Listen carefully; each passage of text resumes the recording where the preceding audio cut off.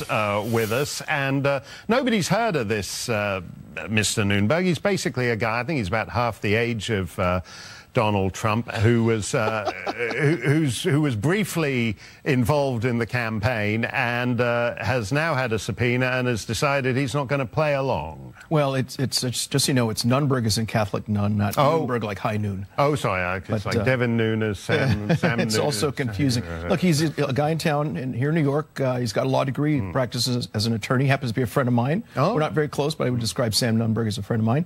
So you're next for the big subpoena. Yeah, well, I thought about calling him today in the middle of all this. And I literally seriously thought, well, if I call him, who knows if I'll get sucked into this giant Bob Mueller whirlpool. It just seems to get bigger and bigger as it moves away and further and away from Russia. Well, look, he's got a point here because, for a start, I mean, I regard federal justice as essentially a racket. They convict 97% of the people they drag into court, which is a percentage that Saddam Hussein and Kim Jong-un would envy. So they're basically saying to you, roll over for us or we're going to destroy your life. So this guy is either looking at 120 years in jail or he'll be sleeping in a dumpster around the back of the freight yards.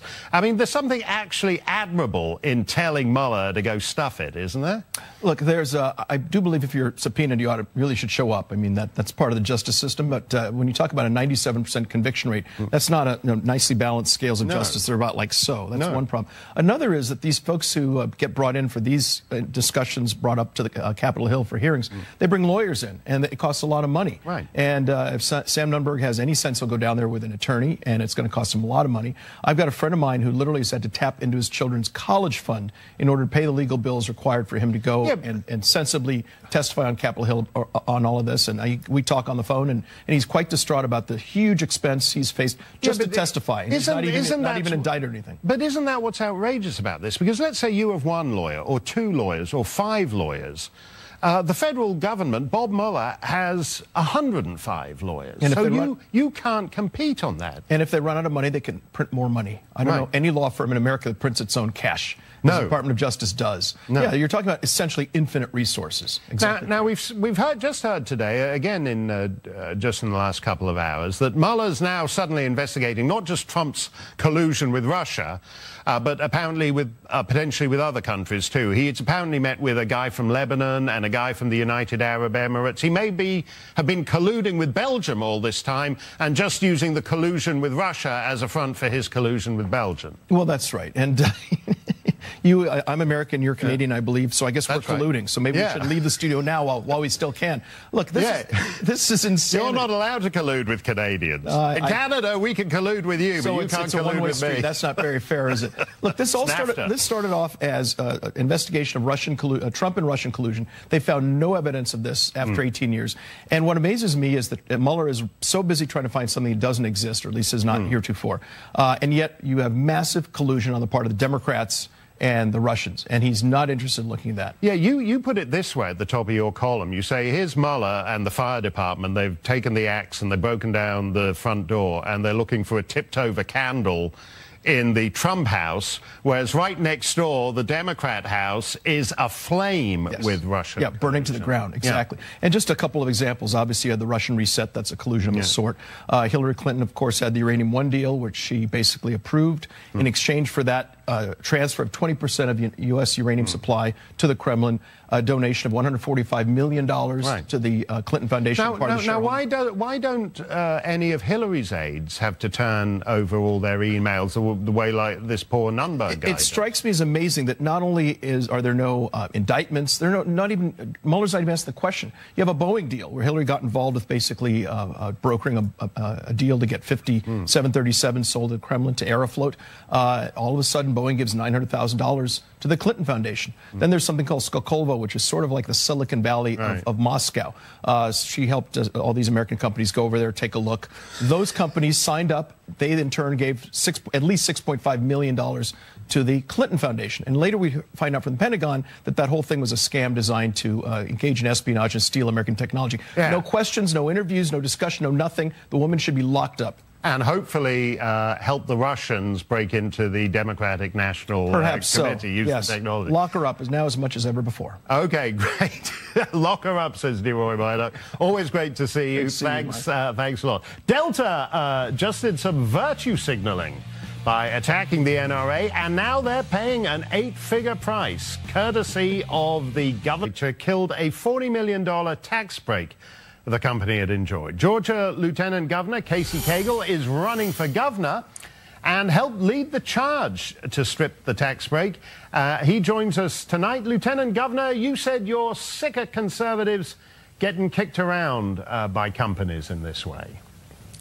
Well, Mark, it's good to be with you tonight, and you're exactly right. This was in the context of a much larger tax cut that Georgia citizens were going to receive, both individuals but companies and corporations of our state. Delta was part of that. But because they chose to target and be a part of the boycott, that really targeted NRA and law-abiding citizens across our state. That particular tax cut that was specific to them, which was an exemption on their jet fuel, was removed from the legislation. Now, I take it they saw, a couple of tweets or whatever it was that said you need to disassociate yourself from the NRA. In a sense, there's something really unpleasant going on here because, as you said, these are law-abiding citizens who are members of the NRA, and yet somehow the left is trying to saddle them with the blame for the Parkland shooting, and American companies seem to be going along with it. Well, I don't think conservatives are to blame. And if it's not the Second Amendment today, then it might be the First Amendment tomorrow. And we do have to stand up and fight and push back and do it in a very respectful way.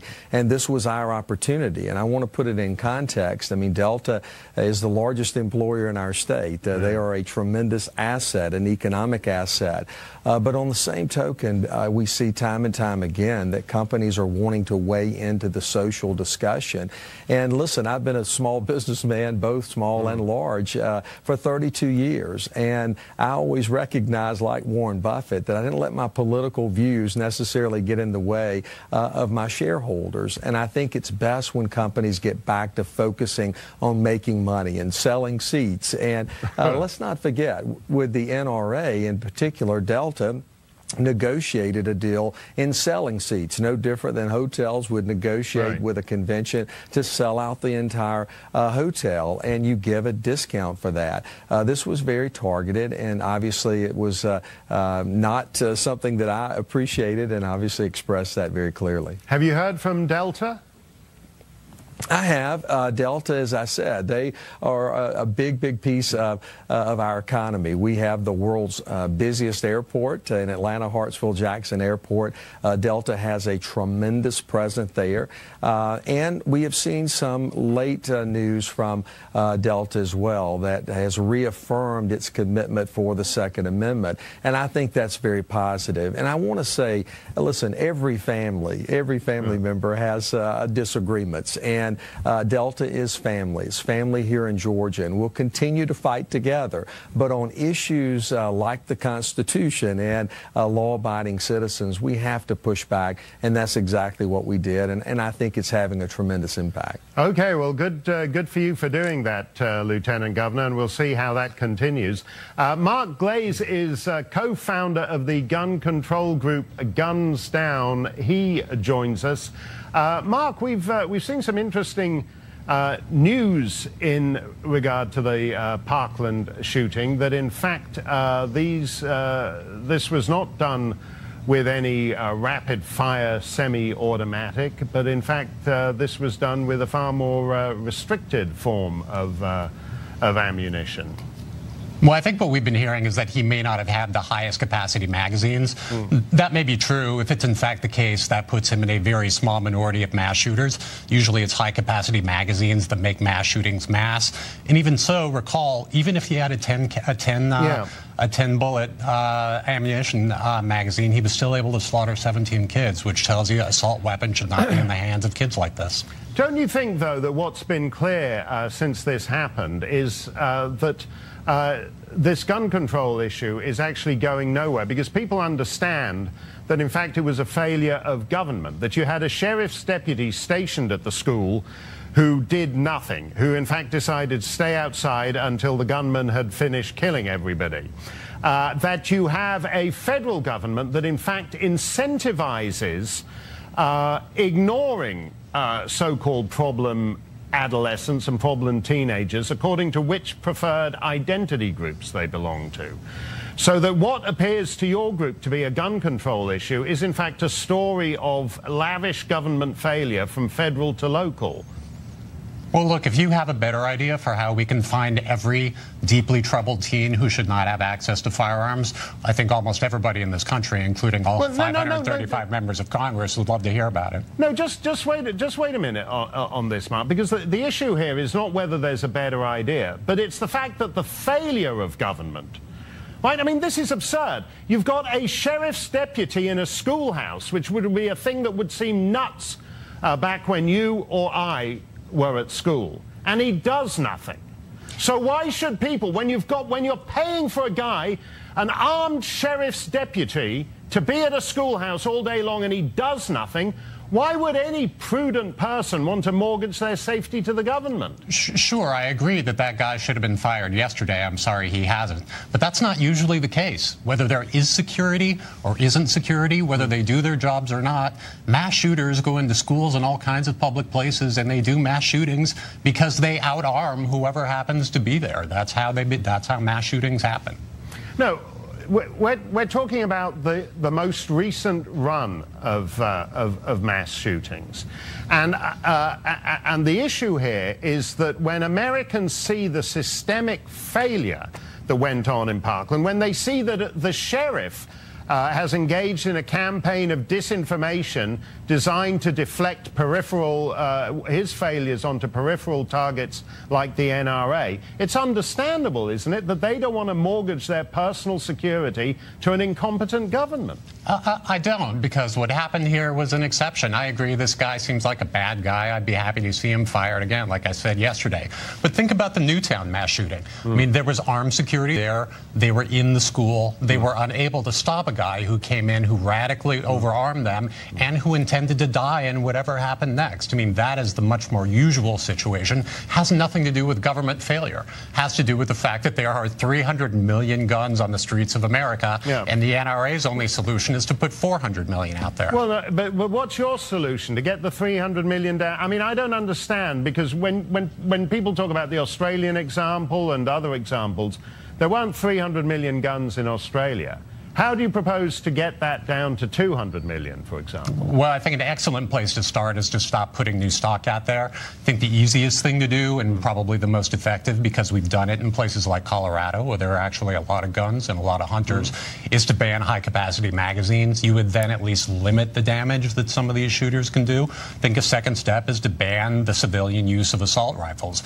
First step is to stop putting new ones out on the street. Then you either wait a very long period of time until the ones that are out there degrade, or you do voluntary buybacks, or you do compulsory buybacks, or some combination of the above. What about the most disturbing aspect of the shooter in Florida, though, which is the idea of government programs that in fact incentivize ignoring problem teenagers according to whether they happen to be Hispanic or African American or whatever fashionable identity group tickles the bean counter's fancy next?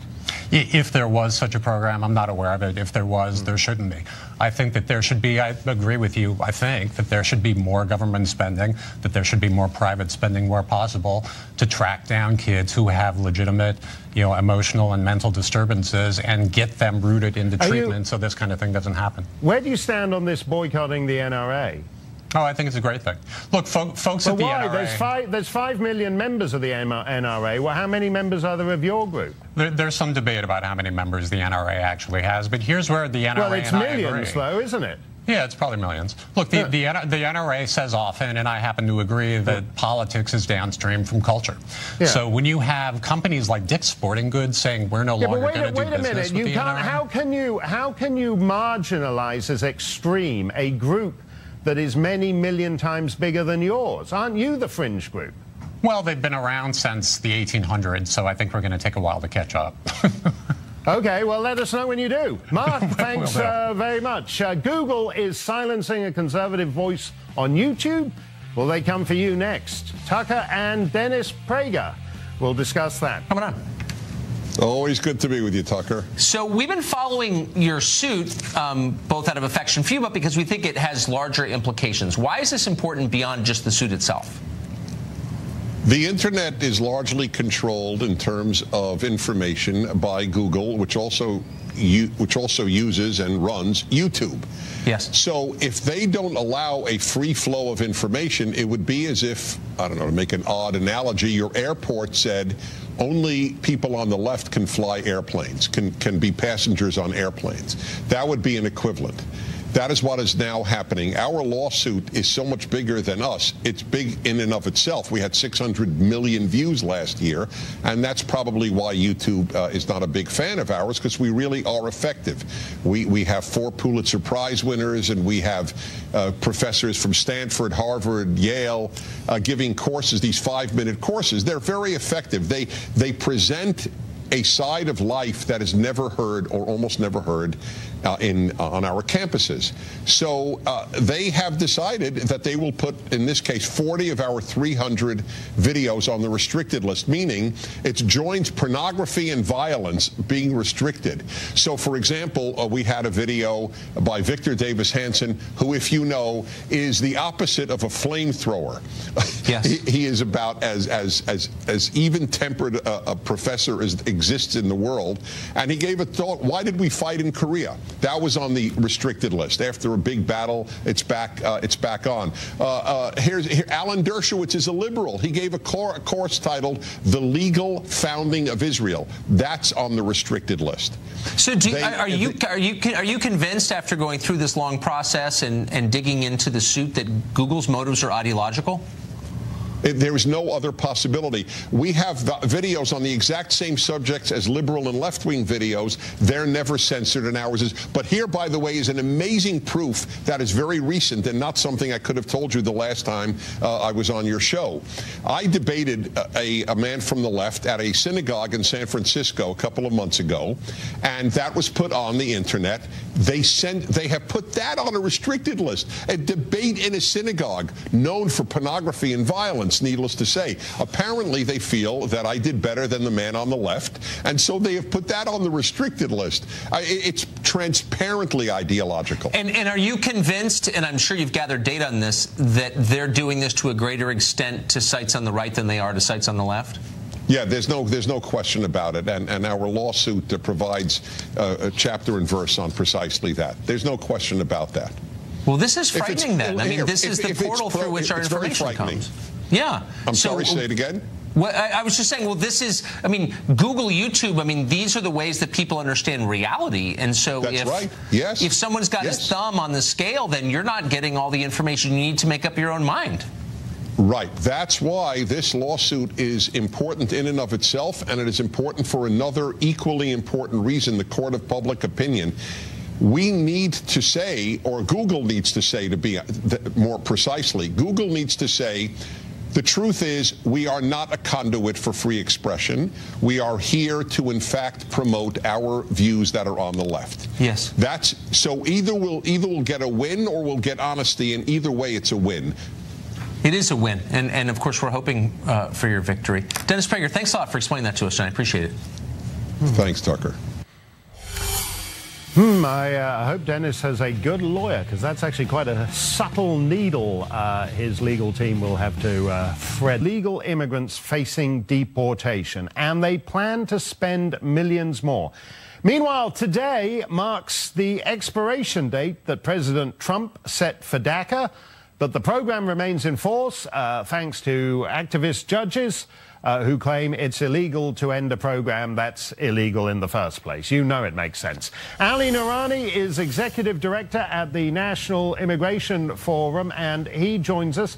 Ali, why is this a priority for the government of San Francisco? Well, we do a lot of work with law enforcement across the country, and whether it's San Francisco, St. Louis, or Spartanburg, the local cop on the corner wants to be able to do their job to serve and protect everybody in their community. And what that means is that they don't want to be policing a sanctuary city, rather they would be policing a safe city. At the end of the day, that requires that the undocumented and the documented immigrant community must trust local police. This tension that you have between local police and ICE is actually undermining what local police would like to do. And that, at the end of the day, is serving and protecting everybody. That's a familiar argument from immigration activists, that somehow if you enforce the law, it discourages illegal immigrants from cooperating with police departments. But, for example, in this hall in California, I think they rounded up 230 undocumented immigrants, of which exactly half had been convicted of serious crimes, including child sex crimes, assault and weapons charges. Why would anyone wish to keep those people illegally in the United States? What you just talked about, Mark, there is the right way to spend valuable law enforcement resources, to go after the public safety threats. But you said that was half of the 232. I'm not a math major, but that means that half of the people that they detained were not public safety threats. That, at the end of the day, is a public safety immigrants. That, at the end of the day, is a waste of public resources and pushes immigrants who are victims of crimes, witnesses to crimes, away from local law enforcement. No, Ali, it pushes illegal immigrants. I mean, if you don't mind, as a legal immigrant, I get a bit concerned at the way that term gets applied to people who did what I didn't do, which is just walk into the country. So there's another interesting fact with all this, Mark, is that the majority of immigrant families are mixed status. That means that somebody in the household is documented, the other person may be undocumented. So if that person who's documented does not trust local law enforcement because they're worried that the cop is going to ask their wife for their immigration status, they're not going to report that crime. They don't want to tear up their family. So this is more complicated than just a pure black and white issue. That's why we need local law enforcement to be able to do their job and serve and protect everybody in their community. Wait a minute. You know as well as I do that leaving it to local law enforcement means is that Democrat cities will become playgrounds for illegal immigrants, when immigration is what we can argue about whether certain areas of government are the province of the federal or the state or the local government. But one thing that's indisputable is that the nation's borders and who is admitted to live among American citizens is the sole responsibility of the federal government. As an immigrant, you have done a great job of reading and memorizing the Constitution. That you're absolutely correct. But what's missing here, Mark, is cooperation and collaboration between federal immigration enforcement and local law enforcement. So when ICE comes in and knocks on a door and says police, and they start asking everybody for immigration status, that immigrant community, documented or not, thinks it's the local police who is profiling the entirety of the community. That's why we want immigration enforcement to prioritize their resources on public safety threats. Well, you say cooperation. We now actively have subversion, where mayors are in fact tipping off criminal elements to the fact that federal authorities are going to be staging raids. Do you approve of that? I think that what we need to be doing in a state like California, which is the 6th largest economy in the world, not just the country, in the world, we need to make sure that the entirety of the state is safe and secure. That means that ICE should be, again, prioritizing their resources. Wait a minute, Ali. These are all great sounding words, safe and secure. But you know, do you have a problem with safety and security? Well, I do when they're euphemisms for what is in fact industrial scale law breaking. But I don't like, and I actually do have a problem with the co-option of all the nice sounding words for criminality, which is what this is. But I just agreed with you, Mark, when I said that we should be prioritizing public safety threats such as child predators. Did we agree? Correct? So therefore, let's prioritize those public safety threats and ensure that the cities and the states of our nation are safe and secure. Okay, Ali, stop saying safe and secure. It's driving me bonkers. There's still more in the show to come, so do stay right here. We'll be back.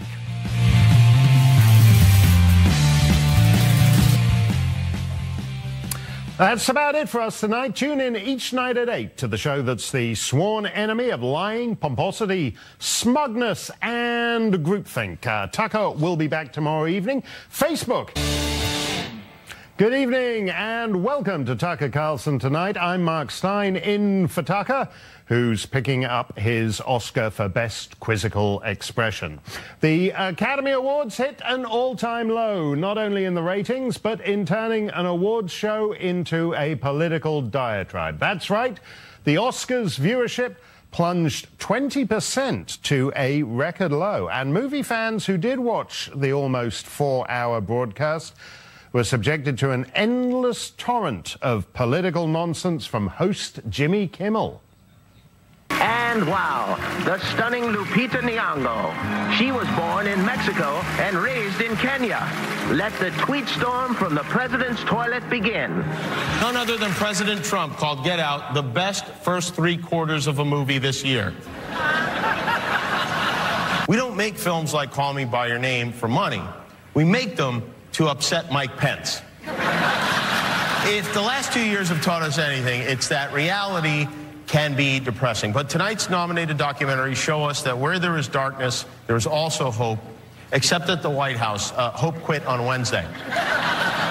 And the stars joined in to promote all the usual liberal causes.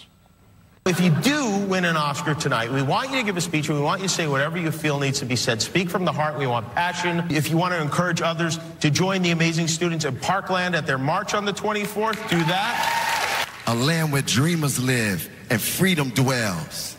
Immigrants get the benefits. We put up monuments for the feminists. Tell the NRA they in God's way. Like everyone in this room and everyone watching at home, we are dreamers.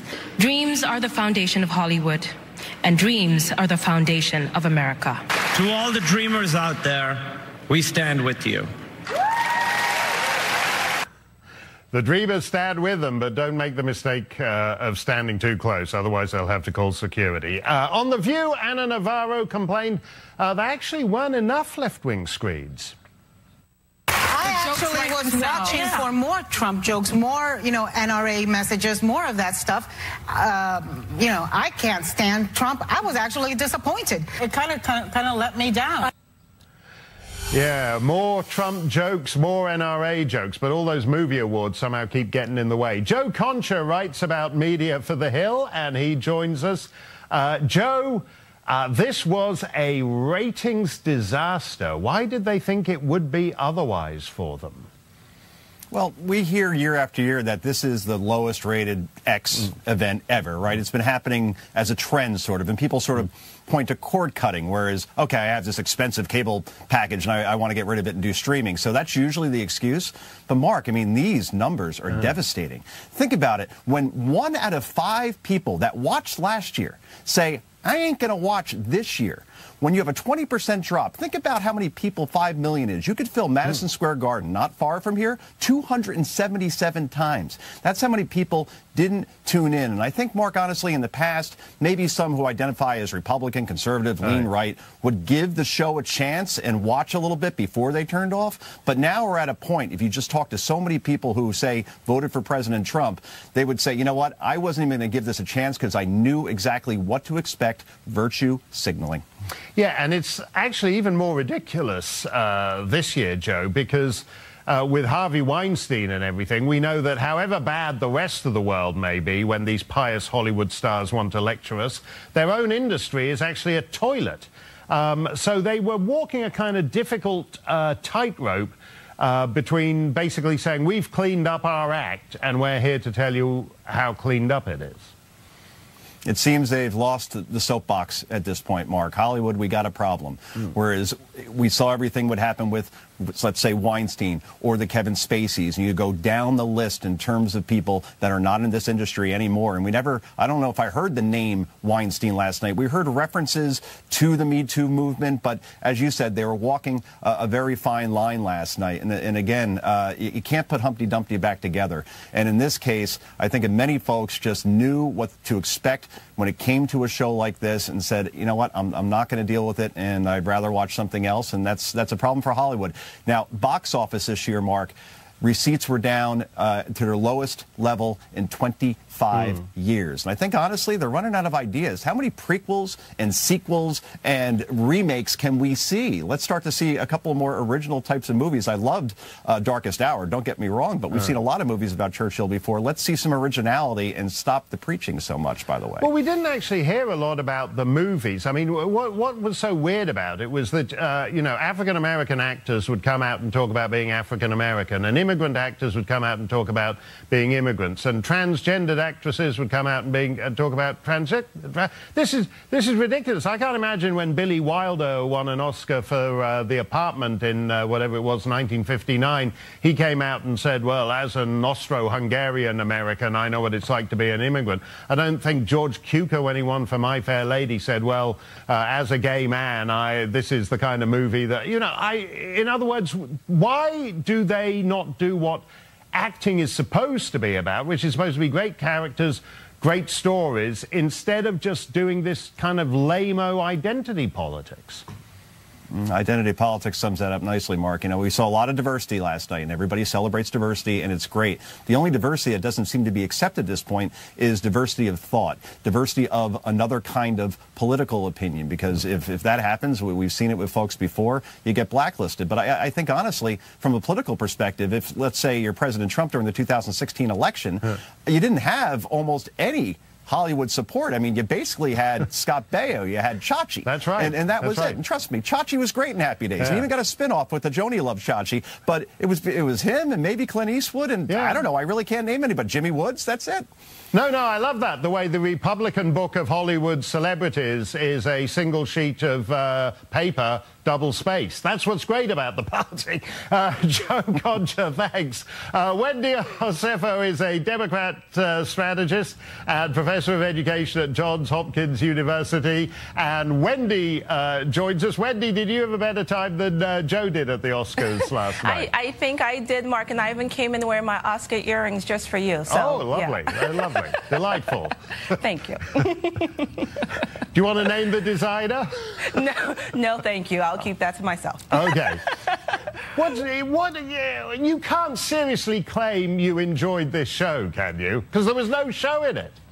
It was a show. I thought it was actually very entertaining. I think something that the Oscars has to do, though, moving forward is to curtail the time, because, I mean, 4 hours, I mean, it's really just taking up a lot of time. But we had a lot of firsts here. We had Jordan Peele. He won an Oscar for original screenplay, the first for an African-American. We also saw Guillermo del Toro. He won for Best Movie, which is a great thing, especially since we've heard this pervasive narrative of Mexican immigrants, and we see that Mexican immigrants aren't rapists. They're not criminals. They're actually Oscar winners. Oh, come on. This was a good night, Mark. No, come on, Wendy. You know as well as the great director of Singing in the Rain, Stanley Donen. He said to me a couple of years back, great movie stars are what orchid growers call sports.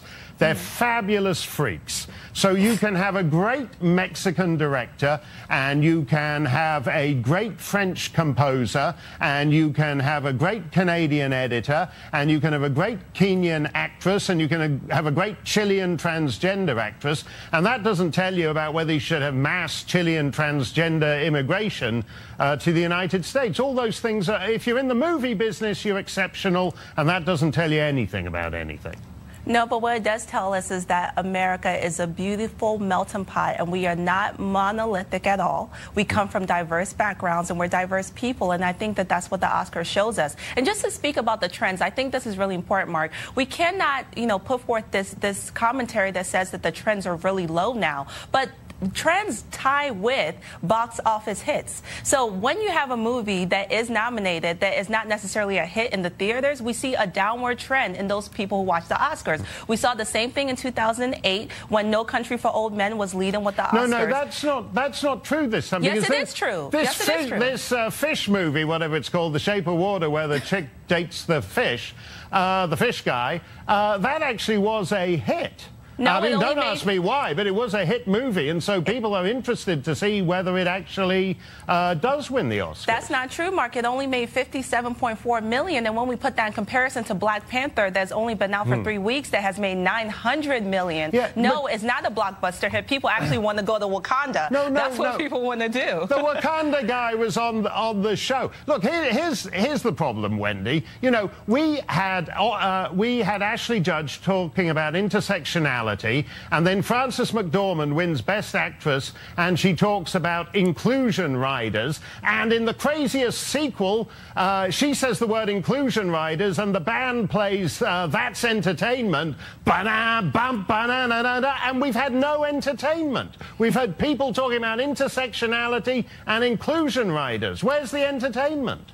The entertainment lies in us making sure that our actors, because they are taxpayers, get the right to say what it is they want like any other American citizen. We cannot stifle them, and we cannot say we do not want you guys to talk about inclusion riders. We don't want you guys to talk about being immigrants because we don't want to hear that. That's not fair to them. They are taxpayers just like us, so we have to decide. Wait a minute. I'm a taxpayer. I don't have the right to bore millions of people by talking about intersectionality all night. Because you choose not to, but you get to talk about things like this, and you get to voice your opinion. Everyone has that right. Whether they make millions of dollars or act on TV, it's still their right to be able to talk and critique. Well, you remember a couple of years ago, they always used to talk solemnly, piously, 1 billion people are watching around the world. Have you noticed they're not using that line anymore, Wendy? Because at the end of the day, it doesn't really matter, per se, the numbers, because they know, as far as the Academy is concerned, it's a direct reflection of their lack of blockbusters when it comes to nominations. And that's the issue. In 1998, 44 million people watched the Oscars. You know why? The Titanic was nominated. Right. That was a blockbuster hit. So hopefully next year we will see blockbusters that are nominated so people can tune back in. You sound an awful lot like that bit in the This Is Spinal Tap movie when they say the audience is becoming more selective. The audience slipped below 30 million. They're becoming mighty selective at the Academy Awards, Wendy. They are becoming selective, but it's not for reasons that you think are political. It's only because the Oscars have to do a better job with their timing. They also have to do a better job with putting blockbusters up, and they also have to do a better job with putting forth awards that people want to see people achieve those awards, not just the little things. Don't you think people are just bored by all this, you know, the first transgendered and the first woman and the first... We've had all the firsts. Why can't we just celebrate rare, exceptional talent? We have not had all the first, and the fact that in 2018 we are... then? No, we have not, because the fact that in 2018 we're still celebrating first is a shame. It really is a shame. There's no reason that we should still be celebrating the first in 2018, the year of our Lord. That makes no sense, Mark. Okay, Wendy. Well, I'll be interested to see what first they come up with next year. Thanks a lot, as always, Wendy. Thank you, Mark. Trump campaign aide has just been summoned by Robert Mueller's investigation, but he says the whole thing is such a sham, he ain't playing. He's refusing to appear. His very unique TV interviews and much more on that story straight ahead.